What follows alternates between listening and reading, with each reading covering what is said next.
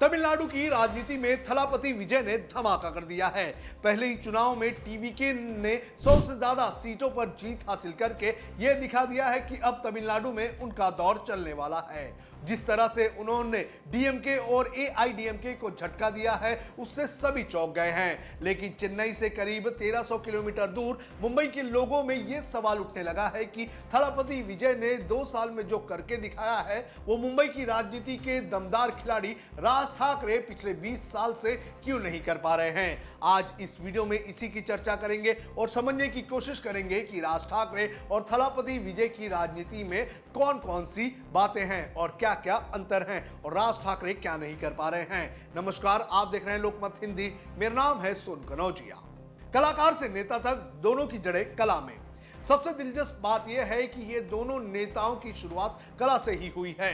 राज ठाकरे सिर्फ एक नेता नहीं बल्कि एक बेहतरीन कार्टूनिस्ट भी हैं। उन्होंने अपने चाचा बाला साहब ठाकरे की तरह कार्टूनिंग से समाज और राजनीति पर कटाक्ष किया है। उनकी रेखाओं में व्यंग रहता है और भाषणों में भी वही धार आती है। दूसरी तरफ थलापति विजय एक सुपरस्टार है जिनकी फिल्मों में सामाजिक संदेश, भ्रष्टाचार के खिलाफ लड़ाई और आम आदमी का हीरो बनने की छवि पहले से मौजूद रही। यानी दोनों कलाकार हैं, दोनों के पास जनता से जुड़ने की कला है। लेकिन राजनीति में सफलता सिर्फ कला से नहीं मिलती है, उसके लिए ठोस जमीन और राजनीति चाहिए होती है। शुरुआत धमाकेदार लेकिन अलग दिशा। राज ठाकरे ने जब महाराष्ट्र नवनिर्माण सेना की स्थापना की थी तब माहौल पूरी तरह से उनके पक्ष में था। उनकी सभा में भीड़ उमड़ती थी, युवा उनके पीछे खड़े रहते थे और उन्हें बाला साहब ठाकरे का राजनीतिक वारिस भी माना जाता रहा है। 2009 के चुनाव में एमएनएस ने अच्छा प्रदर्शन भी किया और लगा कि महाराष्ट्र की राजनीति में एक नया खिलाड़ी तेजी से उभर रहा है। लेकिन दूसरी तरफ थलापति विजय ने राजनीति में एंट्री बहुत सोच समझकर की। उन्होंने सीधे चुनाव लड़ने की जल्दबाजी नहीं दिखाई, बल्कि पहले अपने फैन बेस को संगठित किया, सामाजिक कामों के जरिए अपनी छवि को मजबूत की और फिर धीरे धीरे राजनीतिक जमीन को तैयार किया।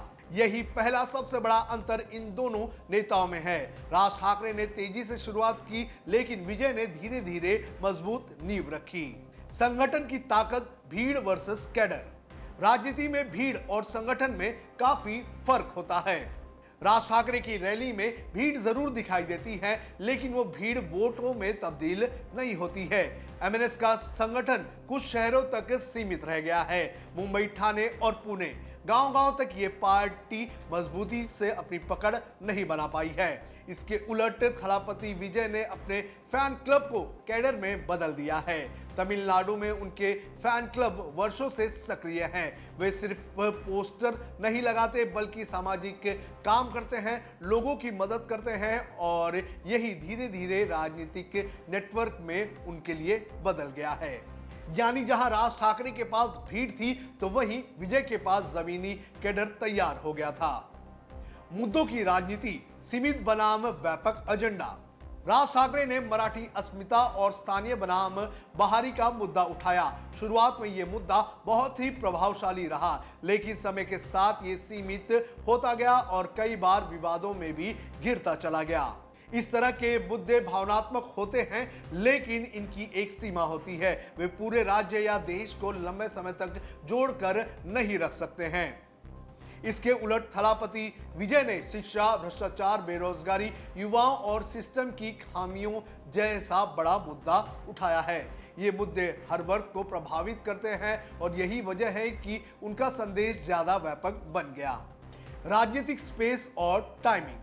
तमिलनाडु में लंबे समय से डीएमके और एआईएडीएमके का दबदबा रहा है, लेकिन समय के साथ एक खाली जगह बनती रही है जहां जनता को एक नए विकल्प की तलाश थी। जिस तरह से 2014 में अरविंद केजरीवाल की पार्टी आई थी, थलापति विजय ने उसी मौके को पहचाना और सही समय पर एंट्री ले ली। महाराष्ट्र में स्थिति बिल्कुल अलग रही। यहां पहले से ही शिवसेना, भाजपा, कांग्रेस और राष्ट्रवादी कांग्रेस पार्टी जैसे मजबूत खिलाड़ी राज ठाकरे के सामने थे।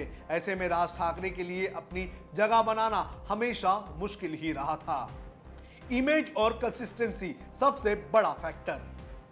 राजनीति में सबसे अहम चीज होती है आपकी स्थिरता और आपकी स्थिर पहचान। राज ठाकरे की राजनीति में समय समय पर बदलाव देखने मिले हैं। कभी वो बीजेपी के करीब है तो कभी वो बीजेपी की विरोध में, कभी वो हिंदुत्व के नेता बनते हैं तो कभी क्षेत्रीय मुद्दों को उठाने का काम करते हैं। इससे जनता के बीच एक कंफ्यूजन हमेशा से ही बना रहा और असली लाइन कहीं ना कहीं बिखर गई। वहीं दूसरी तरफ थलापति विजय ने अपनी इमेज को धीरे धीरे लगातार एक दिशा में बनाया। एंटी एस्टैब्लिशमेंट, युवा नेता और बदलाव का चेहरा। चुनावी प्रदर्शन शुरुआत के बाद गिरावट।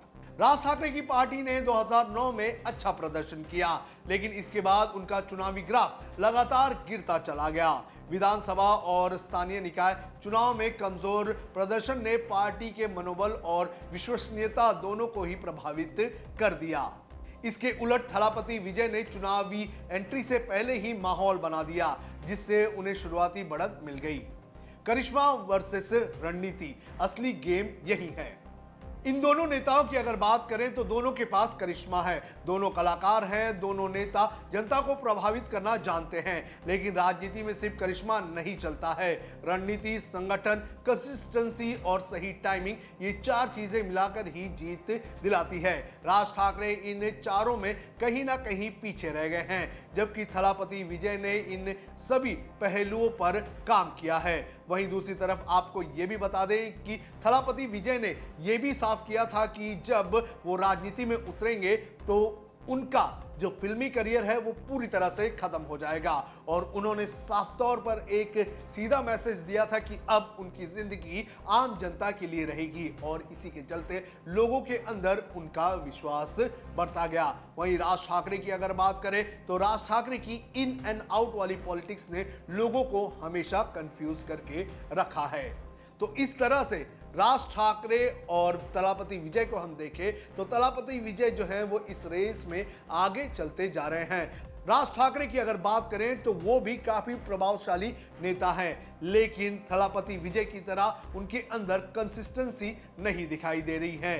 राज ठाकरे को एक बड़ा बदलाव करने की बेहद ज्यादा जरूरत है, क्योंकि 20 साल से वो विपक्ष में बैठे हुए हैं और उन्हें एक बड़ी जीत की उम्मीद है।